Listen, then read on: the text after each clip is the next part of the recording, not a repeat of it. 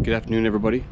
Checking in with you from the storage site. Came back out here to do a little bit of maintenance on it. Got a chance to talk to Brinkley. They went through a couple things with me on what those racing stripes, or whatever you want to call them, my slides were that we noticed on the shakedown trip.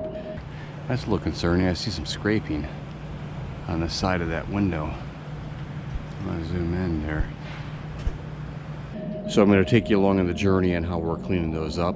Short story is, it's not damaging. It doesn't damage the finish or the glass. It's basically a material that they put along the seams when they build the slide, and it's kind of squeezing out a little bit there.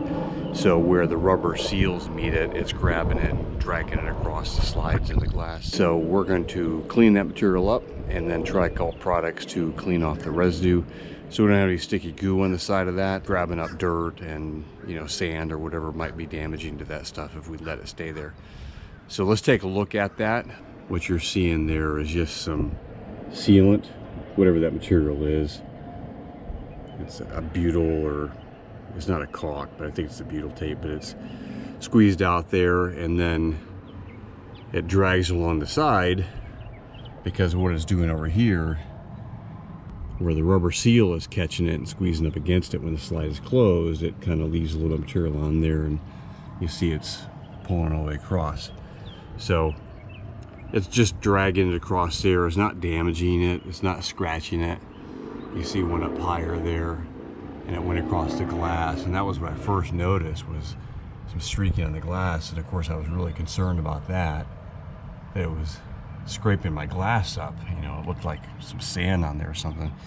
The other side of this is just as bad, I guess. It's not really that bad, it's just concerning. But now we know the answer to it, so we're going to try a couple products and see if we can't get this cleaned off. What I'm just using is just a paint scraper, and I kind of sanded it off and made a little sharp corner to it. And I'm going to get that overfill off there, and it's pretty easy. You can see it just comes off. It's not bad. It's a little gummy, but it's not a just gooey, you know. That's what we got to get out of there. So I'm not going to painfully make you watch every step of this, but we're going to try to get that cleared out of there. I've got some denatured alcohol, I've got some Goo Gone, and we'll check back in with the finished product. So we decided that the Goo Gone seemed to be the best for the project here. If you've got, and this is not sponsored by Goo Gone, by the way, I just love this stuff because it works everywhere, and it's, as it says, safe, fast working remover, great for a variety of projects. If you've used something else to do yours, let me know. Denatured alcohol, as you saw, did absolutely nothing. I was kind of collecting some of this stuff as I was peeling it off in the bigger pieces anyways, and I think it's a butyl, the butyl tape that they use, so that there's no caulk on these trailers.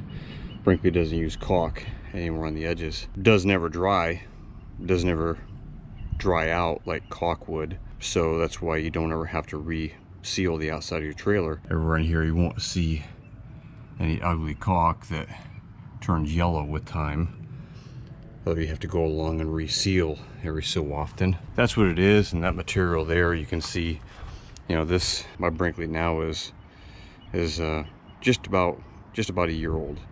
This stuff is still good and pliable and waterproof, I'm certain. Looking like new again. At least there's not stripes on it or anything anymore. What I ultimately started doing was I started using my paint scraper, put the Goo Gone on it, just kind of ran it along the seam, kind of working it and getting those all cleaned out in there. There's a little bit along the bottom here too, so it wasn't marking anything down here, but just kind of clean those all out in there. But you can kind of see where those marks were at. They were streaking across to the seals. I was able to clean those seals off also.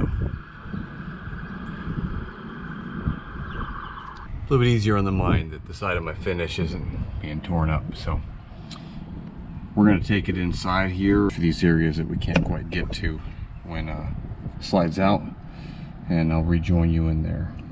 My Brinkley, I think most of them, if not all of them, I suspect come with a One Control app built in, so you can see the Bluetooth connect, which means I'm active on my phone and I can do a variety of things, turn on things and turn off things from my phone, which is very convenient, as well as check tank status, voltage, RV health.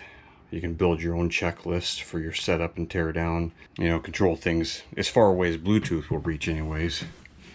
But what makes it nice is because I can go outside watching the slide to make sure I'm not coming in contact with anything and visually seeing it without having to have Debbie on the inside and try and talk to her by phone while I'm controlling it. But this is another thing I found, is that working by yourself makes it real easy, because I can move my slide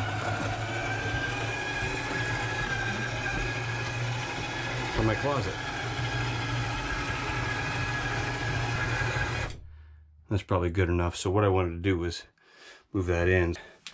These streaks kind of came across the inside of these seals also, and make sure I got all these cleaned off too. Finishing up real good now that we've got some, the outside's all cleaned off.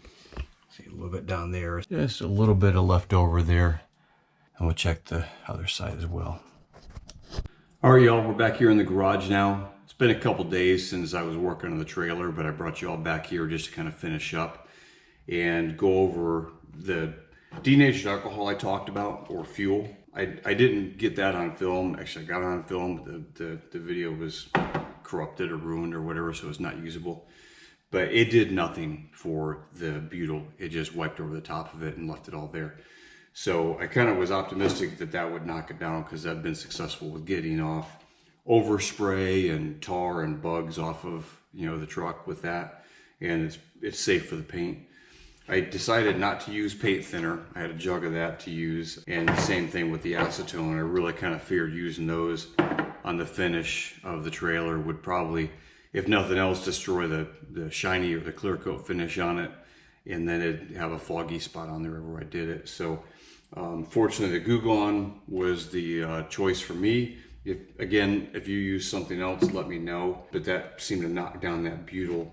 That and my paint scraper, I've even got a little bit of the booger, the butyl booger still left on there that I guess I'm saving for souvenir. The Goo Gone, I'll take that off too. I'm not concerned about the manufacturing process. I'm not concerned about the quality of the trailer. I could see where the butyl was put along underneath the seams and where they ran those screws in there, and then it just kind of compressed that and just squeezed a little bit out.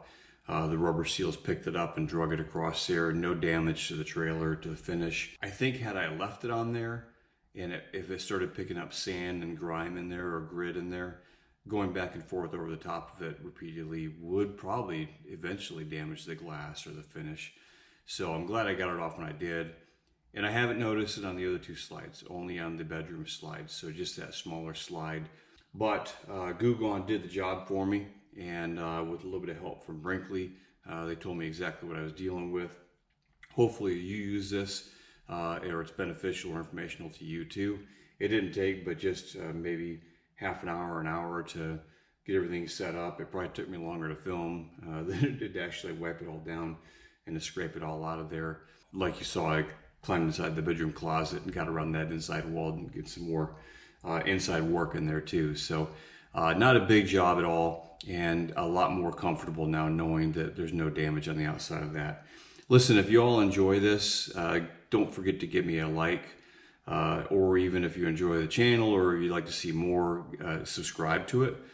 It doesn't cost you anything. It helps me out a lot though, and it kind of guides me to what kind of content I'm putting up there, and it gives me motivation to put up more stuff.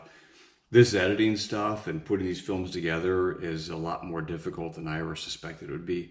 It gives me a lot of appreciation for the people that do this much better than I do, and appreciate how much talent they have in putting these things together, because certainly I'm nowhere near that. This video had a lot of hiccups in it, if you will.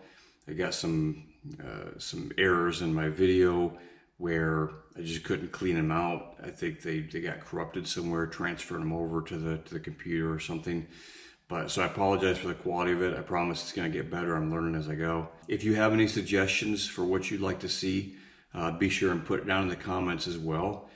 Some inside work on the Brinkley, or The next one coming up here should be the tow rig. I'm going to do a walk around with the Ram and talk a little bit about how we have that set up. And then I still have the video that I'm working on that's the install of the Gen Y gooseneck hitch. It took us about 3 or 4 hours to get the old hitch off and the gooseneck put on it before we actually pulled it with it. It's a lot of time lapse, obviously, that you don't want to watch the whole thing of, but so hopefully I'm going to have that here shortly too, so you can see that Gen Y gooseneck that is installable. It's doable by yourself. We didn't have any special equipment. We just used it off the bed of the truck, and 2 people that really didn't know what they're doing was able to get it in.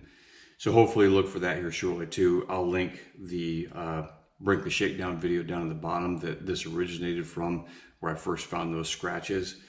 And I think that's it. I'll stop talking for now. And I appreciate you all checking in with us, and we'll see you on the next one.